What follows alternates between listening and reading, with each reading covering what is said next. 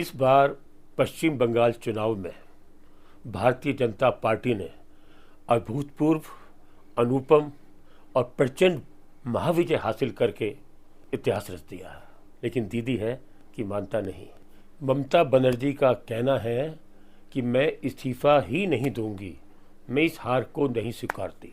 हालांकि उनके यह कहने से कुछ नहीं होने वाला।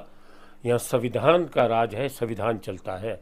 लेकिन यह कहकर उन्होंने अपनी मिट्टी और भी पलीत करा ली है। पूरी दुनिया में इसकी विजय की धूम है।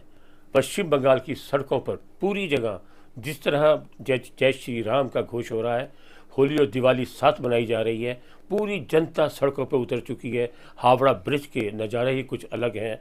लेकिन दीदी को ये सब नहीं दिखता। दीदी का कहना है कि ये चुनाव में धांधली हुई है, ईवीएम के अंदर घपले हुए हैं और चुनाव आयोग की इस सब के अंदर बड़ी भूमिका है। ये जीत नहीं, भाजपा ने कम से कम हमारी 100 सीटें लूट ली हैं।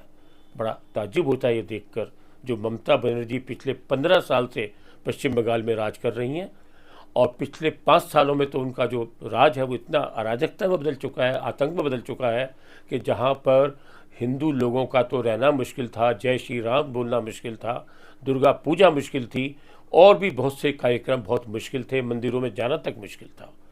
अब जो जनता बुरी तरह उनके आतंक से प्रभावित थी, उन्होंने उनको सबक सिखाया और सुपड़ा साफ कर दिया। लेकिन उसके बाद भी ममता बनर्जी को ये हार स्वीकार नहीं है। भारत जिसको मदर ऑफ डेमोक्रेसी कहा जाता है, वहाँ इतने अच्छे तरह चुनाव होते हैं, लेकिन उसके बाद भी जब ये विपक्ष के लोग या जो सत्ता में राज्य में राज कर रहे होते हैं, जब ये हारते हैं तो हमेशा एक ही इनकी बात होती है कि ईवीएम खराब है। वही ईवीएम 5 राज्यों में चुनाव हुए। केरल में ईवीएम ठीक थी, तमिलनाडु में ईवीएम ठीक थी, लेकिन असम में वो ईवीएम खराब है, बंगाल में वो ईवीएम खराब है। ममता बनर्जी ये कहकर क्या साबित करना चाहती हैं? ममता बनर्जी अगर सलीके से जाती, इस हार को स्वीकार करती तो उनकी कुछ इज्जत बढ़ती।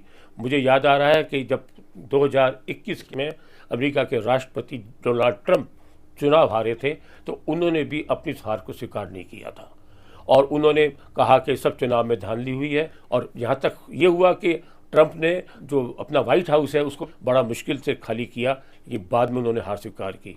तो क्या ममता भी ट्रंप बनना चाहती हैं? कभी मैंने पहले नहीं सुना कि हारने के बाद इस तरह का हाल हो कि आप इस्तीफा देने से मना कर दें।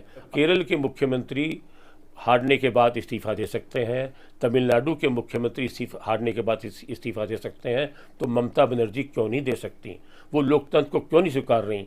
वो अपनी बहुत ही मिट्टी प्रीत कर रही हैं। उनका आज ऐसा ही लगता है कि खिसियानी बिल्ली खंबा नोचे।